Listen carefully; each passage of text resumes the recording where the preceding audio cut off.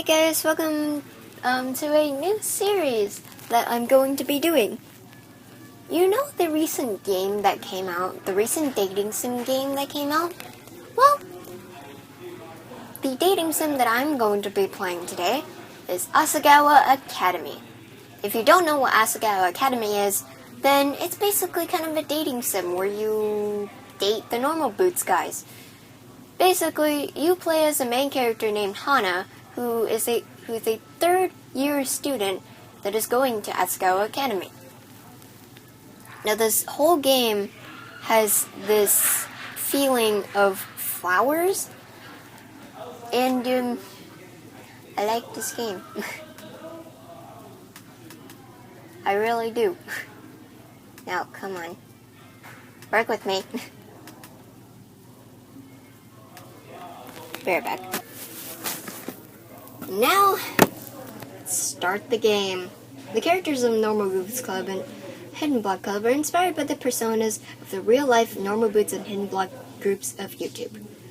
I wasn't fast enough to see that. Is my audio up? My audio is up. Okay. There's a little intro sequence here. And there's like this little intro where it introduces all the characters. My volume is low, and I have no idea why. And it's all the way up high, too.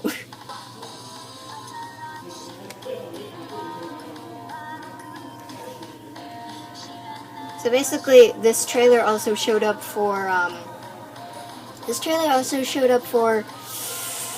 the trailer. The intro showed up for the trailer on YouTube. Fan service.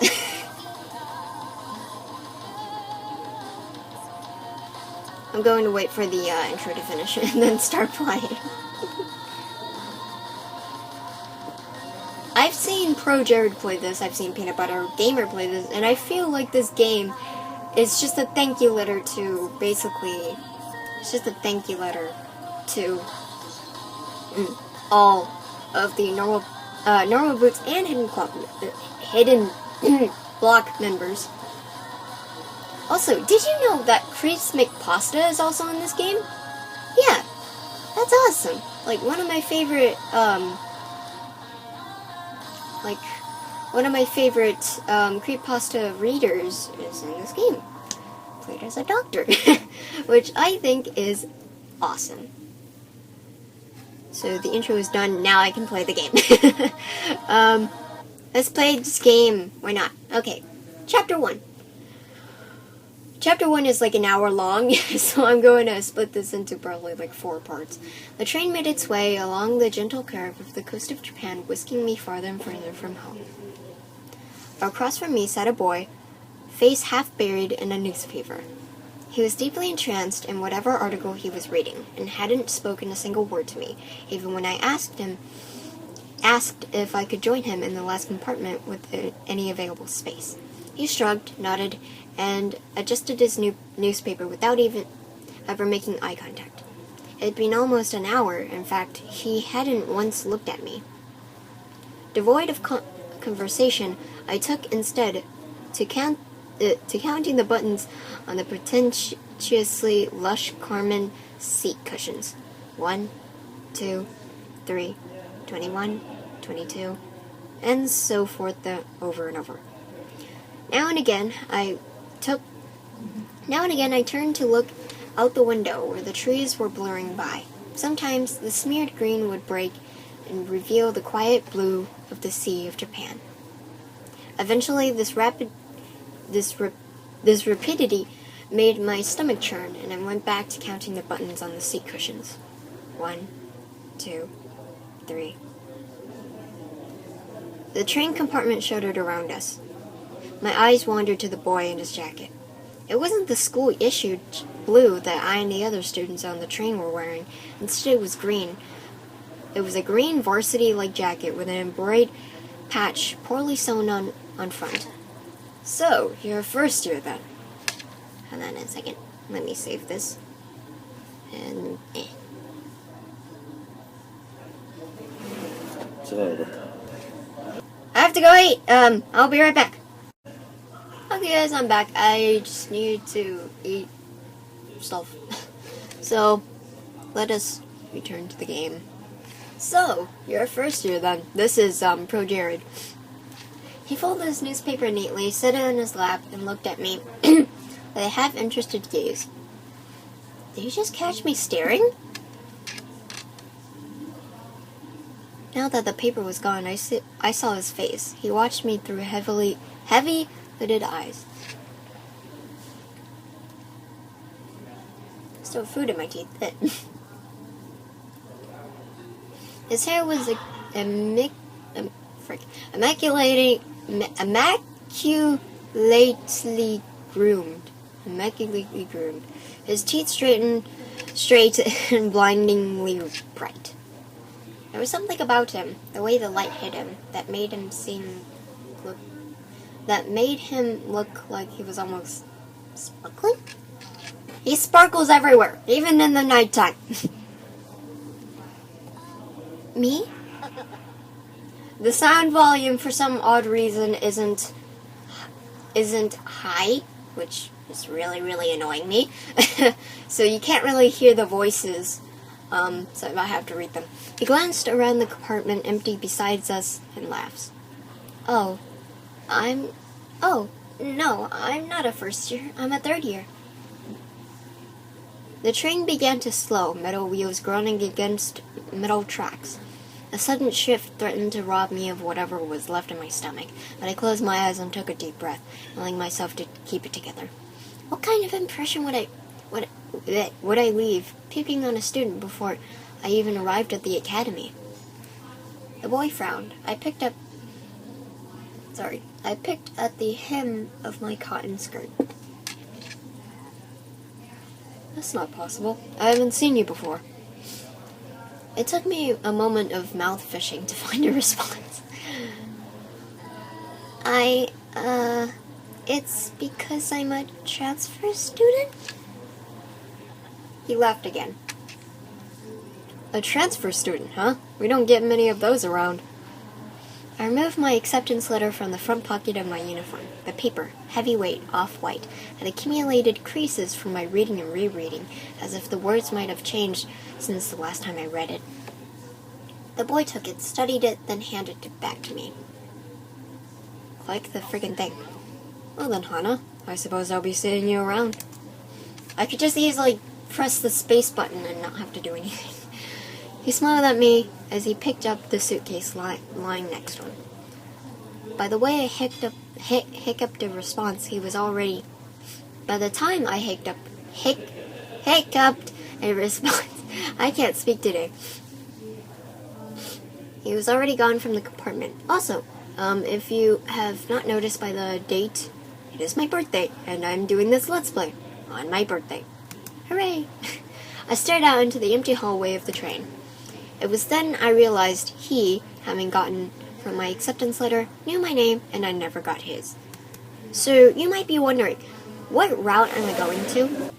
Okay, sorry, my mom interrupted me and wanted to ask me a few questions. Okay, so basically, what route I am going to is the first person that got me introduced into normal boots, which is PBG. Aside from JonTron. So yeah, I'm taking the PBG route. The train settled at the station. I filed out with the rest of the uniformed students. It was early April, and the last frost of winter had come and gone. The trees were already green, the leaves shivering and the occasional gust weaving through them. The air was mild. Sorry, I'm sniffling. For some reason, there's this thing that's caught in my throat. And I don't like it. Okay.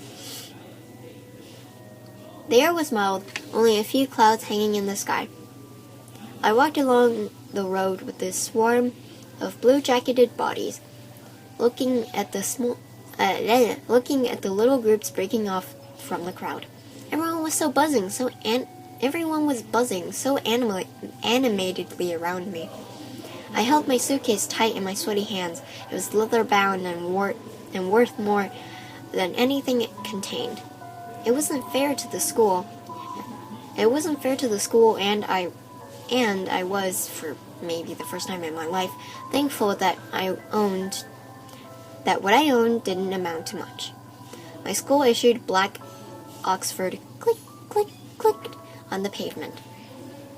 I walked this walk over and over in my mind. So many nights I lay awake, imagining what it would be like to walk from the train station to Asagao Academy this first time. My new start. I always imagined that everything would change for me on this walk, that somehow everything would be magically different. But as I looked around, I realized nothing had changed. I hadn't changed. By the time I reached the massive gate to the academy, I forgot all about the disappointment slouching in the back of my throat. I haven't! The school, framed by the gate's twisting black metal, was just as beautiful as the glossy photos I saw in the pamphlets. This was it. Asagao Academy. I glanced around. The swarm of students gathered around the gate. Beyond it, tiny blue people bounced around the academy's main building. A girl pressed a button to one side of the gate. The excitement in the air was almost palpable. A few moments later, the black gate with great effort creaked outwards and cleared the pathway. My mom interrupted me for like the second time. Okay. As the rest of the group shifted into motion, I moved along, a sheep in the herd. My stomach tied itself into knots. The crowd split off in different directions. For a moment, I panicked. A tired-looking man with gray hair called out for first years, a cluster of fresh-faced students gathering around him. Hey, look at that girl, tall boy. I turned. A few feet away, a small group of boys were pointing at me and snickering. Pink hair? Are you kidding me? How desperate can you get? Hot shame crawled down my neck. I attached myself to a group of girls following a few steps behind them. In the distance, cicadas hummed in time to my shoes crunching against the gravel. My hair. It wasn't my fault that my hair looked like this. Luckily, I found myself at the girls' dormitory, a large sign in the lawn reading Primrose House. The building dwarfed me inside. I'm so happy. Okay. In size and sheer intimidation. How many students did Asagao have? As I approached the building, a red-headed girl lingering nearby caught my attention. Hello, Mai. I looked away, then looked back. She was staring at me. She walked over.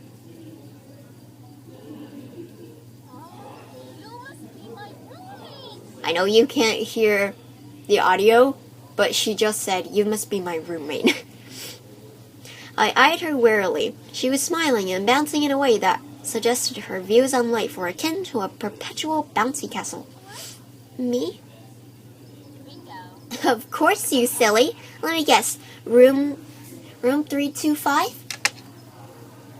I thought back to the paper I received a month prior with a list of all the supplies I needed for the year and my dorm arrangements. Yeah, that's right. She laughed, but I couldn't figure out what was so funny. Was she laughing at me? When I found out my roommate was a transfer student, I knew you were going to be a total main character. She's going to break the fourth wall every single... She's going to break the fourth wall every chance she gets. I'm sorry, what? I love Mai. When I saw you outside the gate, I knew it was you. I mean, look at that hair. I felt a lump forming in my throat. What was she talking about? She had to be making fun of me. I hadn't spent more than 5 minutes on campus and I was already being mocked. Ugh. I still have this lump in my throat and I do not appreciate it. My hands began to tremble. Is there something wrong with my hair? Her face slackened from its amused smile to a more worried expression. Then she began to laugh again. No, it's great, I'm sorry. We're getting off the wrong foot, aren't we? What she just said earlier was, I'm Mai Sasuke. You must be Hana. I bowed my head. Also, the theme playing in the background. When Pro Jerry pointed this out, I was amused because like this theme that's playing in the background, I know you can't probably hear it, but the theme that's playing in the background is Pro Jared's theme, and then not Gerard's theme, JonTron's theme. It's nice to meet you, Mai. All your school books are waiting in our room with your welcome letter. I read the envelope. I hope you're not mad. Mai started walking towards the dorm's front doors. Okay, so this video is going to be about 20 minutes, so it's going to have a lot of episodes. Did you check in the front desk already? No, I didn't. I didn't know I was supposed to. Good. They'll offer to a staff member give you. Good. I read that completely wrong. They'll offer to have a staff member give you a tour of the campus, but I can show you around. We don't get many transfer students in year 3, you know. Oh, is that your only bag? Just the one? I'm glad I brought an extra bag of stuff to decorate our room with. I started already. I hope you don't mind. But I did wait to string the lights.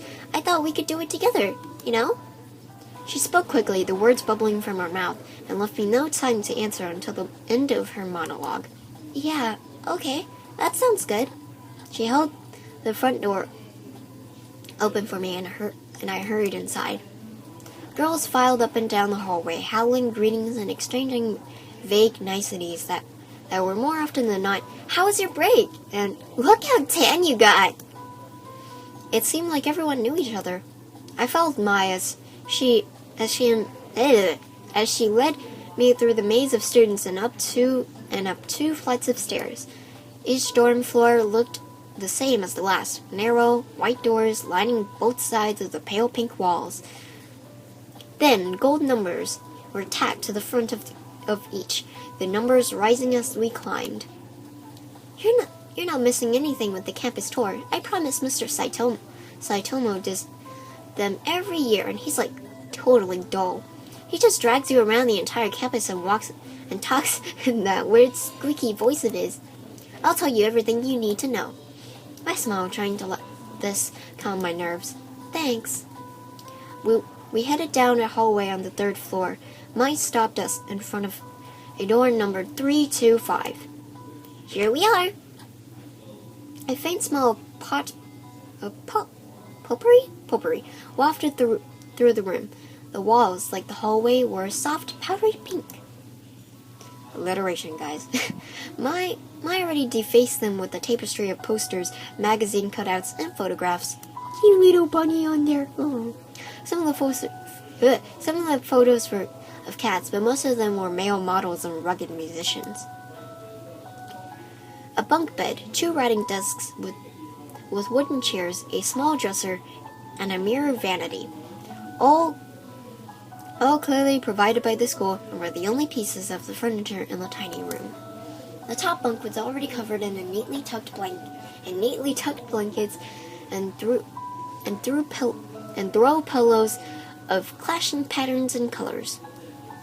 The bottom bunk had a single stiff-looking pillow and a thin cotton blanket that didn't need to touch. No, well, that was horribly itchy. I must have grimaced because Mai quickly smiled at me.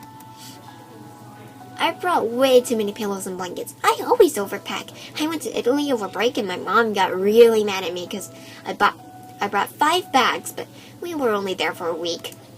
She laughed, pulled several blankets and pillows from her bunk, and rearranged them neatly on mine. A sudden twinge of guilt and embarrassment hit me.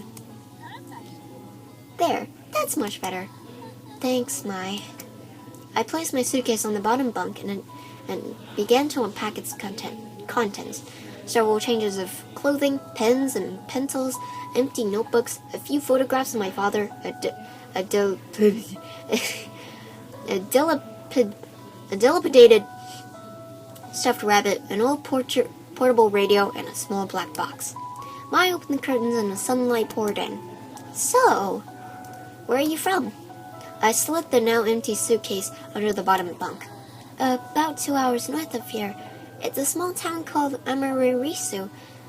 That's probably flour. You probably haven't heard of it. Oh. I saw the stuffed rabbit, Mr. Bunny, on my bed beside a purple and teal throw pillow. Oh, did you go to a different boarding school? Or no, I went to a public school down the street from my house. This reminds me of so much of middle school and elementary school, even though I'm still in middle school. This reminds me so much of elementary school. How it was so close to my home that it just took like 5 minutes to go there. Public school? What was that like? Were the students mean? Did you have a lot of friends? I always went to private schools. My parents work a lot. My dad goes overseas, so I think they stuck me here for convenience. Oh, hey, what's that? I'd removed an ornately patterned origami crayon from the black box and was setting it on the unclaimed writing desk. Oh, this? My mother made it for me a long time ago. What happened to her mother? I set it beside a stack of thick textbooks, which I assumed were provided for me. Wow, it's so pretty! I've never seen paper like this before. Oh yeah, the lights! Let me get them. Click the thing. Click the thing.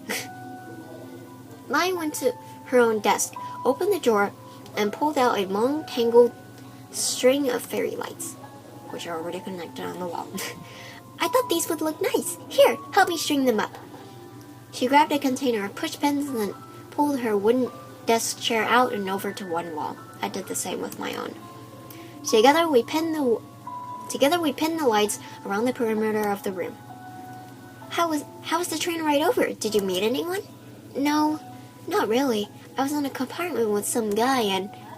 Some guy, huh? Was he cute? Oh, yeah, I guess. I don't know, I wasn't really paying attention.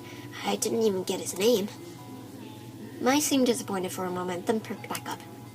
You'll have to point him out to me if you see him again. Okay. Once we finished stringing the lights, Mai climbed down from her chair and brushed her hands together triumphantly. Done! Okay, now it's time for lunch. The food here is pretty good. There's this ramen place down the street from campus that's like out of this world. But the school only lets us leave campus on weekends. Mai walked to the window. We could go today because it's Sunday. It's pretty nice outside. I guess you want to go to the cafeteria since you just got here. We could... She was suddenly interrupted by her own enthusiastic laughter. Oh my gosh! Mimi Santos totally just tripped outside and fell on her face. I saw it! Oh, is that mean to laugh? Maybe I shouldn't have. Oh well, anyways, let's go eat. I'm totally starved. Freaking love voice acting her. She reminds me of Sonia. She definitely reminds me of Sonia. Why does this remind me of my past? She led me out to the room before I could even get the chance to respond. The cafeteria was buzzing with students excited for the new year. How long have we been at this? Okay, 23 minutes. The only people as nervous looking as I felt were the tables of skittish, wide-eyed first years. I stepped into line behind Mai, taking an empty plastic tray. We shuffled through, asking for helpings from the sulky cafeteria workers when we passed something that looked good. With full trays, Mai led me straight to a table in the back, where a few students were already sitting. Mai sat down, and I took a seat across from her. Hi, Mai. How was your break? Basically, this is the bully, so I'm gonna voice her as that. It was good. I went to Italy and Spain. Dad fell off a ski jet and broke his ankle. It's better now, though. Oh, well, that's nice. I expected to be introduced, but the girl turned back to her group of friends, and Mai turned back to me. She began to assault her food with a fork and tell me in a practically minute-by-minute account about her fleeting romance last summer with a boyfriend, with the boy she met on the beach. That didn't go further than a few salty kisses. I sat back and let Mai talk. For the first time since arriving on campus, I felt like I was finally able to breathe. I picked out my Brussels sprouts and studied my as she spoke. The more she talked, the more I began to notice small details about her. She had a high songbird voice. She was dynamic. Her face twisting this way and that into exaggerated expressions as she spoke. She laughed often. She imitated people in widely unflattering voices, seemingly unrelated to her actual opinion on them. But most notably, she talked. A lot. I didn't find this particularly annoying. As it filled the silence, she hardly ever asked questions that required my full attention. Just as Mai was rounding off a shockingly detailed account of the time she accidentally walked in on her friend's older brother in the act of changing, a flash of familiar green caught my eye. I glanced over. Hey! My voice. Hey, that's him! Huh? Who? I leaned across the table to whisper, just in case he would hear me, the ambient chatter of the lunchroom. The boy from the train! That's him! Jared? Yeah, with the weird green jacket and swoopy hair. He just picked up his tray and was walking past us when something seemed to catch his eye. Oh, you. I looked up at him, suddenly realizing he was talking to me. Hannah, I met you on the train. How are things settling down for you? Really well. I found my roommate and she's been helping me a lot. I gestured to Mai, who was thunderstruck. In fact, looking around, everyone was. People stopped eating to turn and stare at Jared and me, my shoulders bunched around my neck. Okay, so I'm probably going to end it about here. Sorry. But I definitely did enjoy this. So yeah, I'm going to end this video right off. And yeah. I hope to see you guys in the next video. I really do enjoy this game, and see you in the next video and try first with you. And if it's your birthday today, like my birthday right now, happy birthday to you too.